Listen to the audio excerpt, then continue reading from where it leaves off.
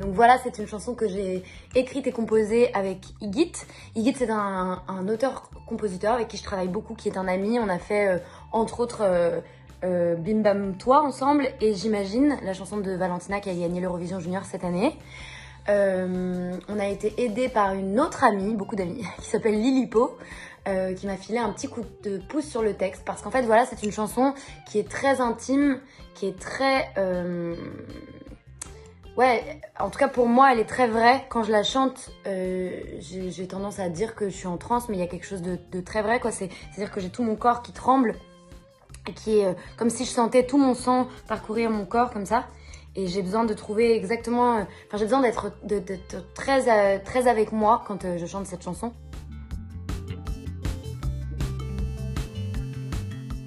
Ben, c'est exactement ça.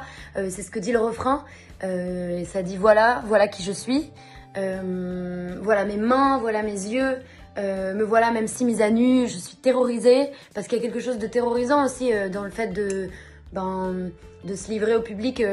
Moi, j'ai une façon un petit peu particulière de faire de la musique. Enfin, particulière. En tout cas, j'essaye toujours à chaque fois que je sors quelque chose, que ce soit très en accord avec ce que je suis. Et je fais pas du tout, il n'y a aucune concession possible et envisageable dans ma façon de voir et de faire de la musique. Et du coup voilà n'échappe pas à ce principe-là. Et sachant que je la présente pour l'Eurovision, que du coup elle va être vue en télé, etc. J'avais besoin qu'elle soit extrêmement juste.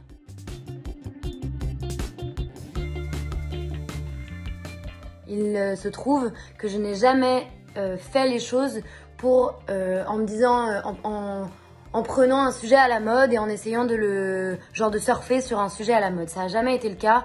Si vous écoutez mes réécritures et Cher, qui n'est pas une réécriture, qui est une chanson originale sortie l'année dernière, ce ne sont que des chansons où je m'implique dans le sens, je ne parle toute ma vie, je ne parlerai que de choses que je sais et que je sais dans le sens que j'ai vécu, parce que je prendrai jamais la parole pour quelque chose que je ne connais pas, parce que je ne m'en sentirais pas du tout légitime. Et donc, c'était très instinctif pour moi de faire ces chansons pour les 8 mars précédents, donc pour les Journées internationales du droit des femmes. Et en fait, je fais pas du... J'allais dire, je fais pas du business. Bien sûr que la musique, c'est du business. Bien sûr que j'espère que je gagnerai ma vie avec mes chansons, etc.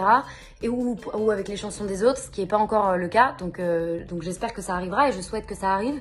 Il n'empêche que moi, ma carrière, je la vois pas comme un business. C'est-à-dire, je me dis pas, ah, là, c'est la mode de ça en ce moment, donc c'est ça que je vais faire. Pas du tout. Moi, quand je fais les choses, je les fais avec tout ce que j'ai, avec tout ce que je suis.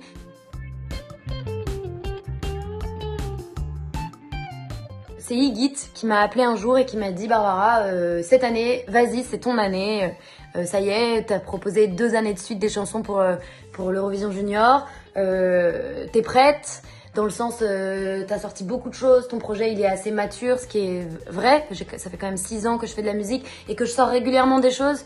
Donc je sais où je vais, je sais ce que je veux. Je pense que c'est ça qui était le plus important pour moi.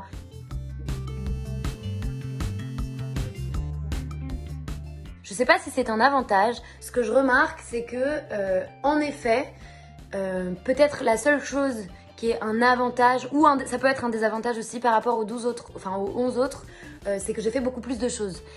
Mais j'ai fait beaucoup plus de choses parce que j'ai commencé il y a plus longtemps, parce que j'ai galéré sa race, pardon, c'est pas très poli, mais pendant très longtemps aussi, parce que je me suis mangé beaucoup de murs.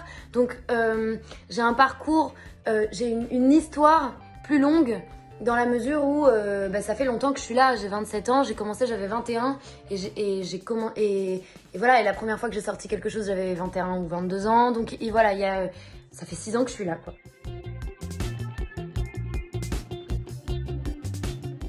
Alors j'écoute beaucoup de musique classique, en fait c'est ce qui me détend. Et sinon j'écoute, moi je suis très influencée par Barbara, par Brel, par Nougaro. Là je vais reprendre une chanson de Nino Ferrer dans le grand studio RTL qui s'appelle La Rua Madureira, que j'adore.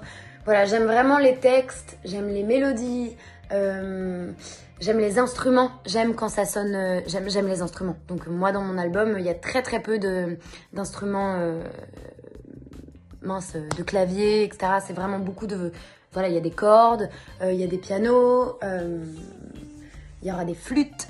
Enfin, ce sera très classique, quoi.